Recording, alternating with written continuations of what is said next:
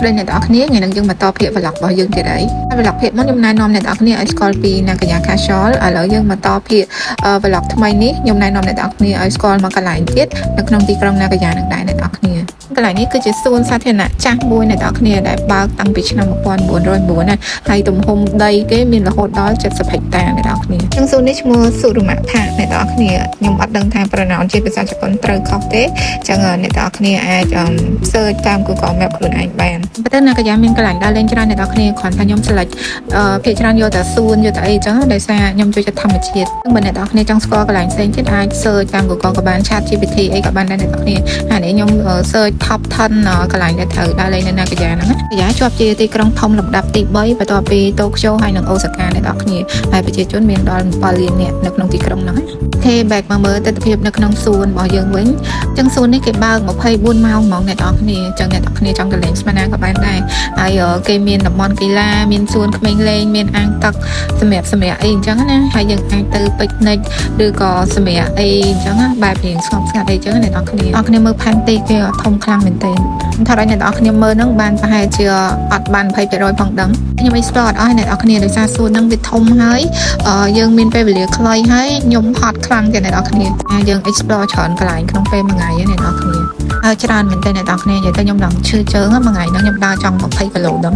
ទីសួនហ្នឹងក៏ជាកន្លែងល្បីមួយសម្រាប់ទៅមើលផ្កាសាគុរ៉ាដែរអ្នកទាំងអស់គ្នាហើយខ្ញុំទៅហ្នឹងចំពេល festival គេដែរអ្នកទាំងអស់គ្នាគេមានរៀបជា food truck ដូចដើមក្បាលវីដេអូអញ្ចឹងណាសាគុរ៉ានៅក្នុងសួនហ្នឹងមានរហូតដល់750ដើមអ្នកទាំងអស់គ្នាប៉ុន្តែខ្ញុំអត់បានទៅកន្លែងសាគុរ៉ាច្រើនហ្នឹងឯងដោយសារមើលទៅឃើញវាជ្រុះចង់អស់ដែរអញ្ចឹងក៏ខ្ជិលទៅហើយជឿជើងផងផ្លោះនៅហ្នឹងថាបាន20%ទៅអ្នកទាំងអស់គ្នាហើយក៏ឃើញទៅមកកន្លែងទៅកុំឲ្យខាតហើយកន្លែងហ្នឹងគេបិទម៉ោង5ខ្ញុំចេញពីសុរមៈផាកទៅម៉ោង4ហើយតែខ្ញុំទៅបន្ទាប់នេះជា Science Museum អ្នកទាំងអស់គ្នា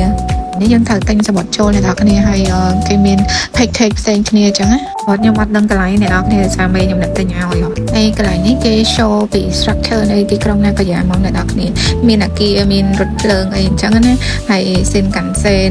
អតេភ្លើងអីផ្សេងមានដំណើរការមិនអីមិនអញ្ចឹងណាទៅចូលទៅនឹងខ្ញុំអត់បានថតអីច្រើនអ្នកទាំងអស់គ្នាដោយសារខ្ញុំអស់ខ្យល់ខ្លាំងមែនទែនអ្នកទាំងអស់គ្នានិយាយតែដើរឡើងអូសជើងបណ្ដោយថ្ងៃហ្នឹង explore 3កន្លែងអ្នកទាំងអស់គ្នាចេញពីនាងកញ្ញា Casual ទៅសុរមៈផាកហើយចេញពីសុរមៈផាកមកចូលនេះទៀតអញ្ចឹងណាហើយនេះវាដូចជាកញ្ចក់រូប 3D អញ្ចឹងអ្នកទាំងអស់គ្នាពេលដូចយើងលូកដៃទៅចេះចឹងមានដៃលូកចេញមកវិញអញ្ចឹងនិយាយទៅម្យ៉ាងដែរនៅ Science Museum ហ្នឹងបើសិនជាអ្នកដែលចូលចិត្តរូបវិទ្យាទៅហ្នឹងត្រូវហ្មងហើយនិយាយតែដឹងតែពេញចិត្តហើយប្លែកភ្នែកនៅហ្នឹងគេធ្វើភាគច្រើនគេបញ្យល់ពីបាតុភូតមួយវាកើតឡើងបែបម៉េចអញ្ចឹងណាអ្នកទាំងអស់គ្នាយើងឆ្ងល់ពីធម្មជាតិអញ្ចឹងណាអ្នកទាំងអស់គ្នាមានព្យុះមានភ្លៀងមានខ្យល់អញ្ចឹងណាប៉ុន្តែយើងបានតែឆ្ងល់ថាវាកើតឡើងរបៀបម៉េចហើយយើងគិតថាធម្មជាតិអស្ចារ្យខ្លាំងអញ្ចឹងណានេះគេធ្វើការពិសោធន៍ឲ្យយើងមើលអ្នកទាំងអស់គ្នាមានហេតុទៅមានផលឃើញហើយចាប់អារម្មណ៍តែអ្នកទាំងអស់គ្នាឃើញហើយច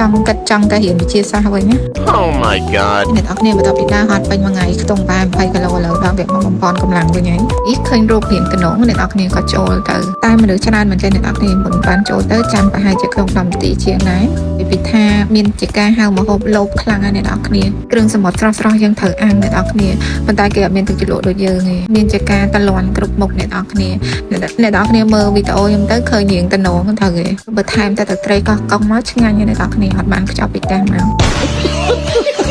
នេះសាស៊ីមីគេអ្នកទាំងអស់គ្នាហៅមកអត់ដឹងថាមានបាយពីក្រោមទេ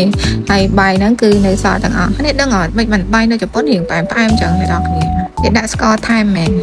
ផ្អែមហើយយ៉ាងទន់អ្នកទាំងអស់គ្នាខ្ញុំភាគច្រើនគឺខ្ញុំញ៉ាំអត់បានទេនេះក្រែមរបស់គេអ្នកទាំងអស់គ្នារសជាតិបែបតែក្រូចឆ្មាអញ្ចឹងបន្លប់ទៅជប៉ុនថ្ងៃទី2របស់ខ្ញុំមានតែប៉ុណ្្នឹងទេហើយបើអ្នកទាំងអស់គ្នាចង់ដឹងថាថ្ងៃទី3ខ្ញុំទៅណាទៀតអញ្ចឹងកុំភ្លេចជួយ like ហើយ subscribe channel ខ្ញុំម្នាក់មួយផងអរគុណ